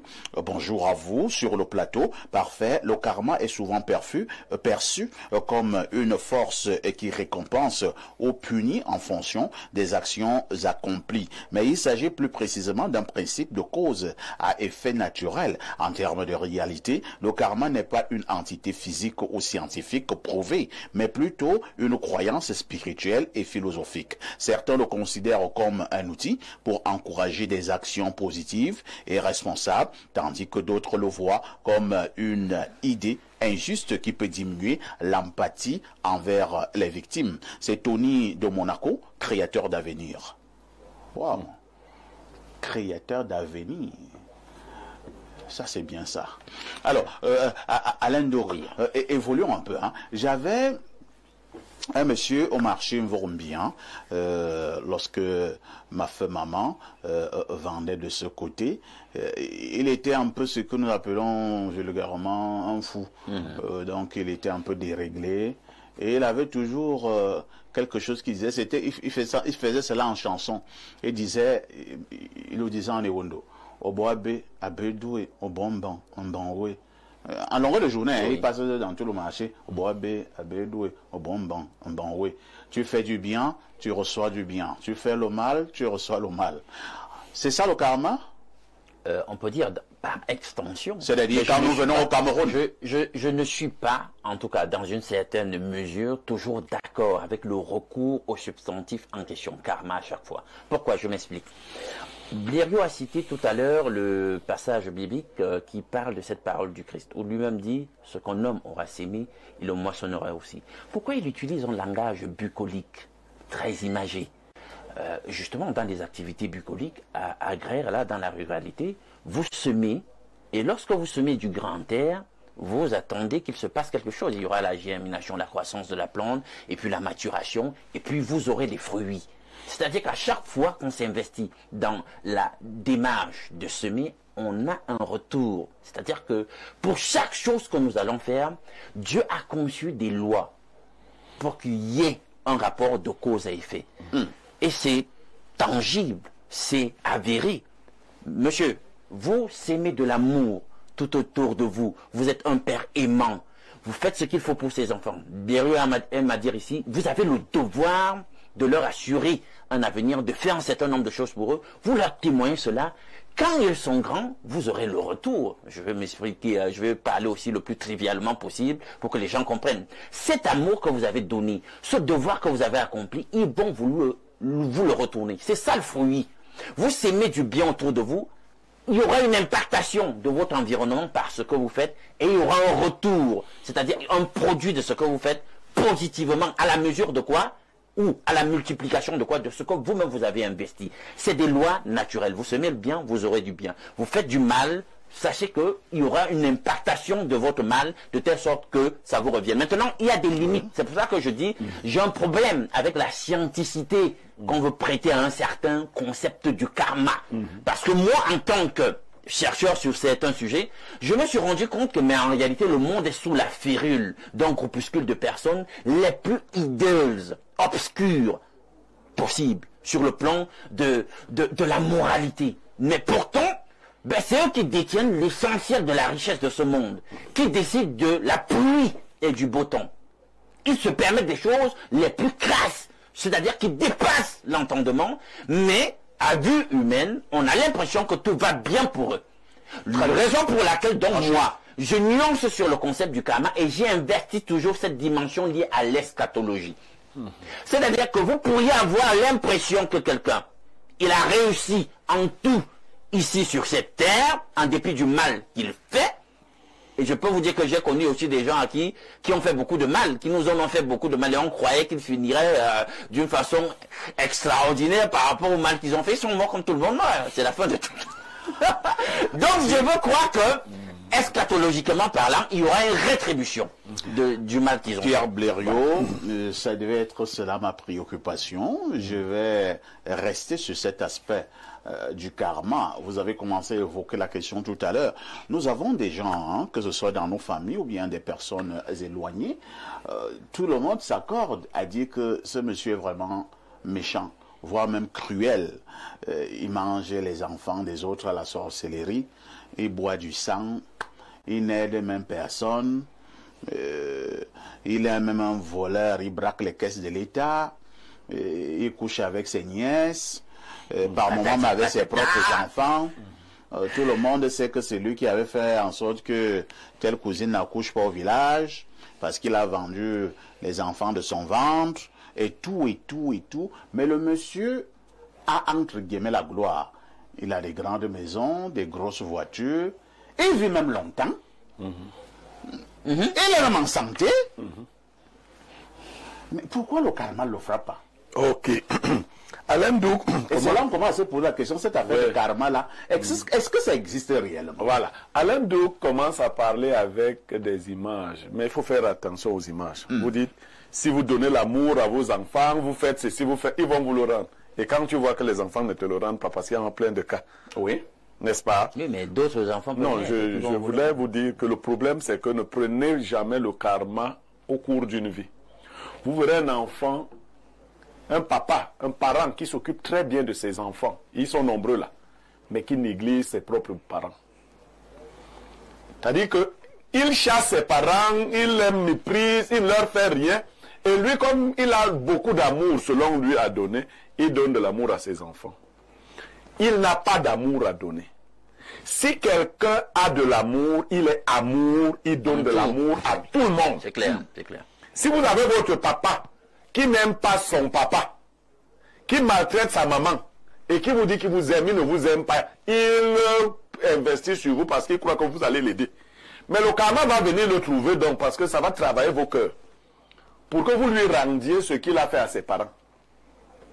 C'est ce qui arrive. Maintenant, le cas que vous prenez, parfois ici, les règles peuvent être violées au niveau des élémentaux. Pour une vie. Si moi, mec, je veux vivre longtemps et riche, je prends l'énergie sur mes enfants, je vivrai longtemps et riche. Simple. Ah bon? Oui. Je prends les vies des gens. Je ne dis pas, peut-être que je suis fait pour vivre longtemps. Peut-être que non. Mais si je veux m'assurer, je réduis. Les élémentaux permettent de le faire. C'est-à-dire que même la science permet de le faire. C'est-à-dire, vous voyez des gens qui disent souvent, quand vous voyez les motions de soutien là, les motions de soutien c'est quoi? Certaines personnalités au Cameroun disent qu'elles sont prêtes à donner 0,01% de leur énergie vitale à quelqu'un pour qu'il demeure chef. Donc on peut capitaliser l'énergie pour vivre pour soi. Mais comme l'être humain n'est pas unique, c'est là où il parlait de l'eschatologie. Niémé qui est né là, qui aura vécu même 100 ans dans la richesse et autres, il a produit donc des biens.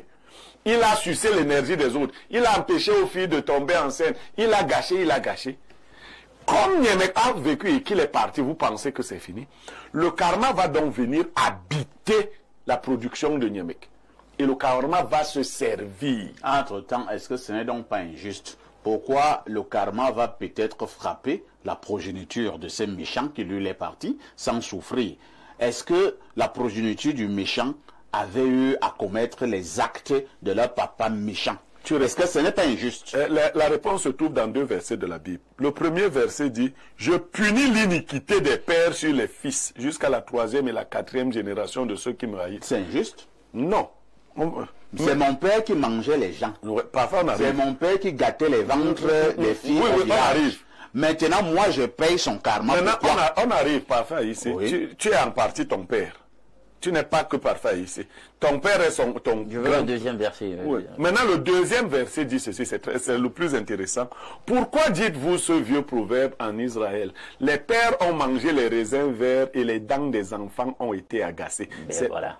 Le karma meurt. Non, le verset est très long. Calme-toi, l'un d'autre. Les autres ne l'ont peut-être pas lu.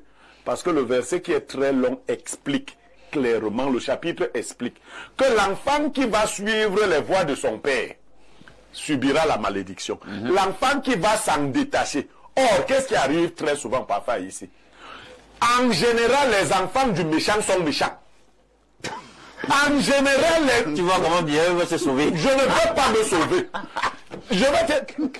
En général, les enfants du méchant, je ne dis pas tous, remarque bien il peut y avoir quelques-uns, parce que la vie leur a enseigné, qui commencent à se dire que non, ce que j'ai vu mon père faire là, puisque la Bible dit encore, instruis l'enfant selon la voie qu'il doit suivre. Et quand il sera grand, il ne s'en détournera pas. Vous trouvez un papa qui a arraché les terres des gens. Son fils vient avec pour mission de continuer la besogne de son père. Mais ce qu'il ne sait pas, c'est que le karma s'est suffisamment préparé à lui donner donc le salaire. Non, l'enfant qui ne veut pas payer le karma de ses parents aura un travail spirituel grave pour se détacher du lien. Parce que c'est un lien spirituel. Dès que quelqu'un t'a accouché, tu portes une partie de sa semence. Très bien. Voilà.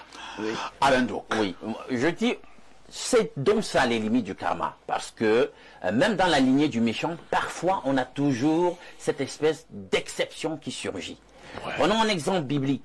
Tu sais bien que dans la Bible, par exemple, Abraham vient de Terah, qui était un sacrificateur pour des dieux païens, hein, et qui a même voulu, jusqu'à un certain point, influencer sur l'appel d'Abraham. Il y a ça, et tu vois donc, quand il faut réfléchir sur le karma, à un niveau, quand ce genre d'occurrence arrive, le karma connaît sa mort. Non, malheureusement, non, c'est pas la conclusion qu'il fallait prendre. Non, le reste d'enfants de Thérèse. Oui, mais c'est une occurrence qui vient à annihiler tout. Non, du tout. C'est une mauvaise conclusion. Maintenant, Bériot, j'ai un autre problème sur le plan philologique. S'il faut rentrer dans la philologie avec le karma, c'est intrinsèquement lié à la réincarnation, qui bibliquement n'est pas possible. Parce que c'est lié directement à l'enseignement biblique sur l'état des morts. Bibliquement, il n'y a pas une entité corporelle, immortelle qui subsiste à la mort et qui est capable de faire ce transfert-là d'une vie à une autre, etc. Parce que quand vous êtes dans la Genèse, quand Dieu a dit à Adam et à Ève, le jour où vous mangerez de l'arbre de la connaissance du bien et du mal, vous mourrez. Quand vous rentrez dans l'expression araméenne, c'est une expression carrément idiomatique. On pourrait traduire ça en français. Le jour où vous en mangerez, de mort, vous mourrez. Pour traduire le fait que la mort est certaine. Alors, qu'est-ce que la mort? C'est finalement, on dit que quelqu'un est mort et puis on se rend compte par la suite qu'il y a une entité corporelle qui lui subsiste et qui peut être appelée à voyager, aller habiter tel corps, patati patata, de génération en génération. Quel est encore le sens de la mort quand dans la polysémie de la mort, on sait que la mort veut dire destruction. Or, en tant qu'homme, nous avons une dimension physique, nous avons un corps, nous avons une âme, nous avons un esprit. Donc à la mort, les différentes dimensions de l'homme s'éteignent, se détruisent. Sinon, philosophiquement, logiquement, pertinemment, la mort n'a plus de sens. On ne meurt donc pas. Mais Si on ne meurt pas, quel est donc le sens du substantif dans la langue que nous utilisons? Et puis on passe finalement le Christ sur le plan de la logique pour un menteur. Pourquoi je t'explique cela? Parfait, je suis pas de temps. Hein? Là, le seul moyen, bibliquement parlant, de passer de la mort à la vie, c'est au travers d'une opération surnaturelle et divine qui s'appelle la résurrection. Nous sommes toujours là dans le karma. Je parle des implications connexes qui sous-tendent le karma. On reviendra. Je parle de la philologie du karma. Lisons quelques messages, une fois de plus. Hein. Le grand frère Blériot a parlé du scientisme comme étant une religion. Pour ma part, j'en ai entendu parler comme étant une secte. Du coup, je me dis qu'il serait intéressant, si vous le voulez bien, qu'il y ait un jour un thème sur la nature de la religion. La question étant de savoir si les religions sont des sectes. Non, il n'a pas compris Blériot. Blériot a parlé du scientisme et non de la scientologie. Non, il a confondu. Il y a une secte qu'on appelle la scientologie.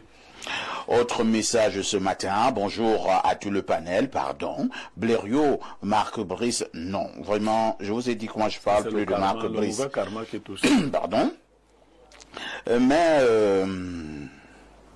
bonjour le panel, parfait ici, le contraire de la télévision, de l'église. Blériot, voilà vraiment ton domaine, la spiritualité. Laisse-la faire qu'à faute. Mais le karma qui frappe jusqu'à la 4e génération est-il toujours lié aux actes que nous posons ou alors de ceux de nos dévanciers familiaux? Blériot, tu peux répondre? Oui, mais je dis que le karma de la 4e génération, c'est lorsque vous perpétuez, hein, la Bible, c'est amélioré. Lorsque vous continuez dans la voie de vos dévanciers, il se suit comme ça. Autre message, bonjour à vous sur le plateau, bonjour à vous, Monsieur Perfecto, l'homme de la perfection. Vraiment désolé du long message, il est vraiment long, hein. J'espère qu'on pourra le lire.